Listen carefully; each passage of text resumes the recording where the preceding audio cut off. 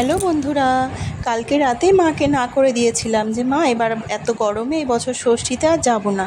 কিন্তু দেখো মা কী করেছে, সকাল সকাল বাজার করে নিয়ে এসে আমার বাড়িতে হাজির হয়েছে তার নিজের হাতে জামাইকে রান্না করে খাওয়াবে বলে। বছরে একটা দিন সে জামাইকে নিজের হাতে রান্না করেই খাওয়ায়, বাদবাকি দিনগুলো অবশ্য আমি তাকে হেল্প করি। তো দেখি চলো তার জামাইয়ের জন্য সে কী রান্না করছে। এখানে সে ইলিশ মাছের মাথা দিয়ে চাল কুমড়োর ঘন্ট করছে, এটা তার জামাইয়ের এক ফেভারিট ডিশ। আর ওদিকে রান্না হচ্ছে তেলাপিয়া মাছের ঝাল, আর এদিকে রান্না হচ্ছে ইলিশ মাছ ভাপা।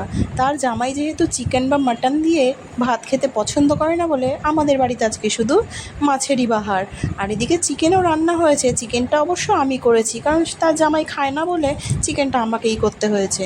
তো দেখো বন্ধুরা, ফাইনালি আমাদের রান্নাবান্না কমপ্লিট। এর মধ্যে কিছু কিছু রান্না আমাদের আগেই হয়ে গিয়েছিল, যে কারণে আমি তোমাদের সাথে সেগুলো শেয়ার করতে পারিনি। তো চলো এগুলো আমি একটু বাটিতে করে সাজিয়ে গুছিয়ে দিই, মাকে একটু হেল্প করি তার জামাইয়ের সামনে দেওয়ার জন্য। তো দেখো ফাইনালি এখানে সব সাজিয়ে গুছিয়ে তার জামাইকে দেওয়া হয়ে গেছে। এদিকে আমাদের ফলের বাটা দিতে হয় জামাইকে।